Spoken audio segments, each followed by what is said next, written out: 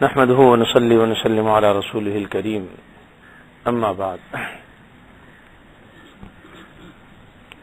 شب قدر سے متعلق کل کچھ باتیں میں نے عرض کی تھیں اور یہ عرض کیا تھا کہ انشاءاللہ کل اعتکاف کے بارے میں کچھ باتیں عرض کی جائیں گی. اصل میں یہ دونوں عبادتیں بیک وقت ایک ہی وقت سے شروع ہوتی ہیں، یعنی آج جب سورج غروب ہوگا تو سورج غروب ہوتے ہی اعتکاف مسنون بھی شروع ہو جائے گا اور شب قدر کی پہلی رات بھی آج ہی ہوگی.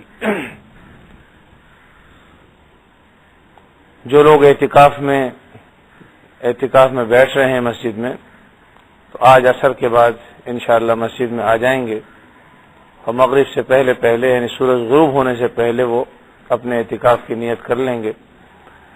اعتکاف مسنون اسی کو کہتے ہیں کہ 20 تاریخ کو یعنی 20 رمضان المبارک کو سورج غروب ہونے سے پہلے آدمی مسنون اعتکاف کی نیت کر لے کہ میں اللہ کی رضا حاصل کرنے کے لیے اعتکاف مسنون کرتا ہوں، اور شوال کا چاند جب نظر آ جائے اس وقت تک یہ اعتکاف باقی رہے گا، اور جیسے ہی چاند نظر آ گیا شوال کا تو وقت اس کا ختم ہو جائے گا.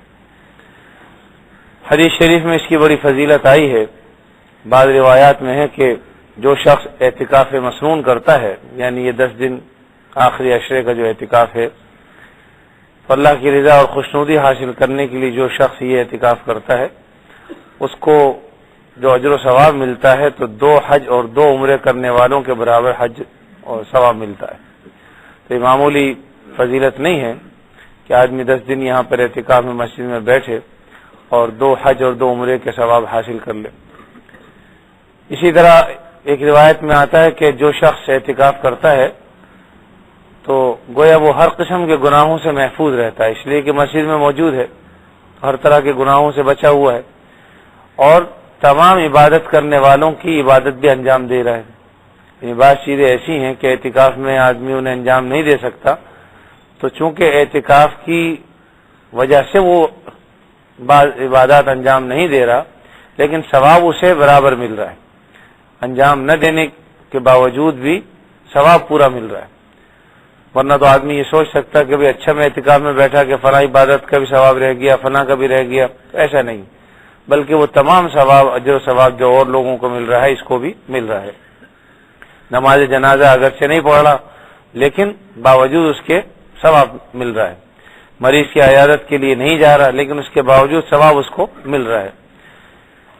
اور اس کی حیثیت ایسی ہے جیسے کہ آدمی کسی کے گھر پر در پر جا کے پڑ جائے، تو جب آدمی کسی کے در پہ پڑ جاتا ہے تو گھر والا بھی سوچتا ہے کہ جب یہ میرے دروازے پر آ گیا تو میں اس کو خالی کیسے لوٹاؤں.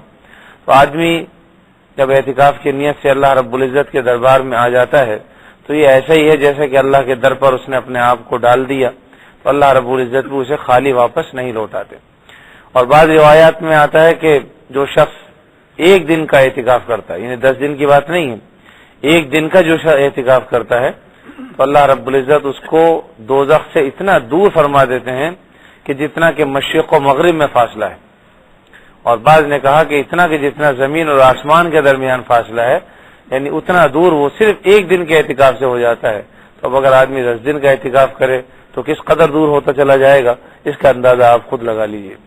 تو بہرحال یہ بڑی اہم عبادت ہے جسے انجام دینے کے لیے انشاءاللہ آج لوگ مسجد میں آئیں گے اور پھر 10 دن کا اعتکاف یا عشرہ اخیرہ کا 9 دن ہو یا 10 دن انشاءاللہ اللہ نے توفیق دی تو اس کو انجام دیں گے. اس میں بہت سے مسائل بھی ہیں، جہاں فضائل ہیں تو مسائل بھی ہیں، لیکن وہ مسائل ہمیں سیکھنے چاہیے. اعتکاف میں خاص طور پر جو لوگ بیٹھ رہے ہیں انہیں چاہیے کہ اعتکاف میں بیٹھنے سے پہلے ان مسائل کو سمجھیں، سیکھیں تاکہ بصیرت کے ساتھ اعتکاف کریں. اس کا اہتمام کرنا چاہیے. بعض لوگ مسائل سے بالکل واقف نہیں ہوتے اور پہلے دن ہی ان کا اعتکاف فاسد ہو جاتا ہے، اس لیے اس کا اہتمام کرنا چاہیے. رات بھی میں نے اس سلسلے میں کچھ باتیں عرض کی تھیں تو حدود مسجد کا خاص طور پر خیال رکھیں کہ بھی کون سی جگہ ایسی ہے کہ جہاں ہمارے لیے جانا صحیح نہیں ہے. اگر ہم جائیں گے تو وہاں جانے سے ہمارا اعتکاف فاسد ہو جائے گا. مسجد کا صحن ماشاءاللہ اتنا بڑا ہے, اندر کا حال بھی چھوٹا نہیں ہے, تو جو لوگ اعتکاف کر رہے ہیں تو ادھر ادھر جانے کے بجائے انہیں مسجد کے حصوں میں ہی رہنا چاہیے.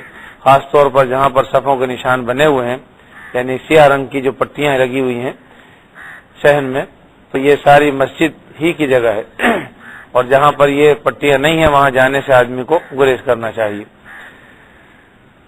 تو اللہ رب العزت اگر ہمیں توفیق دیں تو اس میں اپنا دستور العمل ایسا بنا لیں کہ جس سے کسی کو تکلیف بھی نہ پہنچے اور یہاں آنے کا پورا پورا ہمیں فائدہ بھی حاصل ہو جائے. چنانچہ بزرگان دین نے فرمایا کہ مثلا آج جب ہم یہاں داخل ہوں گے تو فوری طور پر یعنی روزہ یہیں کھولیں گے, اور اس کے بعد اللہ تعالیٰ توفیق دے فرض نماز سے فارغ ہو کر 6 رکعت اوابین, اور بعد نے فرمایا کہ 20 رکعت تک پڑھی جا سکتی ہیں. تو حسب ذوق, اگر کسی شخص کا ذوق جو ہے وہ دل چاہ رہا ہے مزید پڑھنے کو, تو 6 کے بعد 20 تک اوابین پڑھی جا سکتی ہیں. اس سے فارغ ہو کر آدمی کھانا وغیرہ کھا لے اور کچھ دیر آرام کر لے تاکہ رمضان تراویح کے لیے تیاری ہو جائے. عشاء سے آدھے گھنٹے پہلے جو ہے وہ آدمی کو چاہیے کہ وضو وغیرہ کر لے اور صف اول کا اہتمام کرے. اس میں عام طور پر یہ شکایت رہتی ہے کہ معتکف خود تو اپنے خیمے میں ہے لیکن اس کا مسلح, اس کا تولیہ یہ صف میں رکھا ہوا ہے اور خود وہاں موجود نہیں.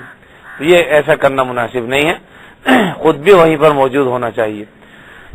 یعنی پہلے سے تیاری کرے وضو وغیرہ کر کے اور صف اول میں آ کر بیٹھ جائے, تب کوئی حرج کی بات نہیں. لیکن ایسا نہ کرے کہ تولیہ تو اپنا وہاں رکھ دے اور اس کے بعد خود جو ہے مسجد میں ادھر ادھر پھرتا رہے, تو یہ مناسب نہیں. دوسرے نمازیوں کو ایذا اور تکلیف سے بچائے, یعنی اپنی اس کی وجہ سے تکلیف نہ پہنچے, اس کا بھی اہتمام کرنا چاہیے. ورنہ اگر ہماری عبادت سے کسی کو تکلیف پہنچ رہی ہے تو وہ عبادت کیا ہوئی. اس لیے اپنی عبادت تو ہم انجام دے رہے ہیں اللہ کے لیے, لیکن اس سے کسی کو تکلیف نہیں پہنچنی چاہیے. ایسے جب تراویح وغیرہ سے فارغ ہو جائیں تو اس کے بعد اگر کھانا کھا چکے ہیں تو ٹھیک ہے, نہیں کھایا تو کھا لیں.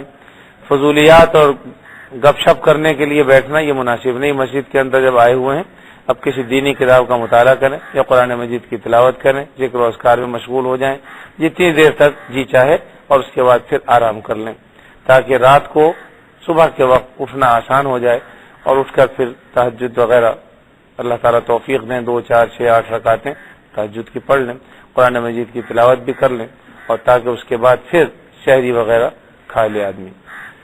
فجر کی نماز کے لیے بھی اسی طرح پہلے سے تیاری کر کے صف اول میں بیٹھنے کی کوشش کریں, اور کوشش کی جائے کہ تکبیر تحریمہ فوت نہ ہو. ورنہ یہ بڑی بدنصیبی کی بات ہے کہ آدمی مسجد میں ہو اور اس کی صف اول بھی نہ ملے اسے, اور بعض کی 1 رکعت بھی نکل جائے تو گویا کہ تکبیر تحریمہ بھی نہیں ملی. تو یہ بڑی بدنصیبی کی بات ہے کہ دور دور سے آنے والے لوگ تو صف اول میں آ کر بیٹھ جائیں اور تکبیر تحریمہ سے نماز پڑھیں, اور ہم یہاں ہونے کے باوجود بھی صف اول کی فضیلت سے محروم رہیں. تو اس لیے اس کا بھی اہتمام کرنا چاہیے. پھر اللہ تعالیٰ توفیق دیں تو اپنی جگہ پر بیٹھے رہیں, بیان وغیرہ ہوتا ہے تو وہیں اپنی جگہ بیٹھ کر سنیں, اور اشراق تک ذکر و اذکار تسبیحات وغیرہ یا قرآن مجید کی تلاوت میں مشغول رہیں. جب اشراق کا وقت ہو جائے تو 4 رکعت اشراق کی پڑھ لیں, اور اس کے بعد جی چاہے تو کچھ دیر آرام کریں. 11 بجے تک 11:30 بجے تک جب تک جی چاہے آرام کریں. اٹھ کر پھر آدمی چاشت کی 4 رکعتیں پڑھ لے, اور جب زوال ہو جائے تو سنن زوال کی بھی 4 رکعتیں ہوتی ہیں وہ بھی پڑھ لے. اور اسی طرح پھر وضو وغیرہ تو ہو گئی تو ظہر کی نماز کی تیاری کرے. ظہر کے بعد اگر ہو سکے صلاۃ التسبیح, یعنی کل پرسوں جو بیان کی گئی تھی صلاۃ التسبیح 4 رکعت پڑھنے کی کوشش کریں. اللہ تعالیٰ توفیق دیں. تو یہاں پر چونکہ وقتی وقت ہے اور کوئی کام بھی نہیں کرنا, تو 4 رکعت صلاۃ التسبیح ظہر کے بعد ادا کر لیں. اس کے بعد کچھ دیر مطالعہ یا ذکر و اذکار یا پھر آرام جو بھی جی چاہے کرتا رہے عصر سے آدھے گھنٹے پہلے تک, اور پھر عصر کے لیے تیاری کر لے, اور تحیۃ المسجد اور اسی طرح 2 رکعت جو ہے مسجد تحیۃ الوضو وغیرہ سے فارغ ہو کر مسجد میں بیٹھ جائے صف میں انتظار نماز میں, اور عصر کی نماز سے فارغ ہو کر اس کے بعد تو بہت ہی قیمتی وقت ہے مغرب تک, اس میں وہی آدمی ذکر و اذکار اور تسبیح وغیرہ کرتا رہے، اور مغرب کے لیے خاص طور پر اس کا اہتمام کرے کہ بہت زیادہ کھانے پینے کی طرف توجہ نہ کرے، ایسا نہ ہو کہ مغرب کی کوئی رکعت فوت ہو جائے، اس کا بھی اہتمام کرنا چاہیے۔ مختصر افطار کرے اور اس کے بعد آ کر صف اول میں آ کر بیٹھنے کی کوشش کرے۔ تو بہرحال یہ مختصر سا لائحہ عمل ہے، آدمیوں کو چاہیے اس کی پابندی کرے، اور دنوں میں تو شاید ایسا موقع نہیں ملتا کہ چاشت اور اشراق کی نمازیں اور اوابین اور تہجد پڑھ سکے، لیکن یہ موقع ایسا ہے کہ ہمیں اللہ تعالی نے فراہم کر دیا، تو اپنے جب جو لوگ بیٹھ رہے ہیں تو انہیں چاہیے کہ وہ اس فضیلت سے محروم نہ رہیں، اور خاص طور پر یہ نفلی عبادات بھی انجام دیں۔ اس کے علاوہ دعا میں مشغول ہونا خود عبادت ہے۔ بعض لوگ دعا کو کوئی اہمیت نہیں دیتے، تو حقیقت یہ ہے کہ دعا مخ العبادت، عبادت کا مغز ہے دعا۔ تو چاہے آدمی ذکر و اذکار کر رہا ہے، تسبیحات کر رہا ہے اور نوافل سے فارغ ہوا ہے، تو اس کے بعد آدمی کو چاہیے کہ وہ دعا میں مشغول ہو جائے۔ دعا خود ایک عبادت ہے، جتنی دیر بھی جو ہے وہ دعا میں مشغول ہوگا گویا اللہ تعالیٰ سے شرف ہم کلامی اس سے حاصل ہو رہا ہے۔ تو یہ بہت بڑی فضیلت ہے کہ آدمی کا ڈائریکٹ رابطہ اللہ رب العزت سے ہے، اپنے لیے، اپنے دوست احباب کے لیے، رشتہ داروں کے لیے، پورے پاکستان کے لیے، ملک کے لیے، قوم کے لیے آدمی دعا میں مشغول رہے اور ان کی صلاح و فلاح کی فکر بھی کرتا رہے۔ تو یہ مختصر سا طریقہ ہے، اللہ تعالی ہمیں اس کی توفیق عطا فرمائے۔ جتنے عرصے مسجد میں رہیں مسجد کا ادب اور احترام پورے طور پر کرتے رہنا چاہیے، اور کوئی کام ایسا نہ ہو جو مسجد کے ادب کے خلاف ہو۔ اللہ تعالیٰ اپنے فضل و کرم سے ہمیں ایسی عبادتوں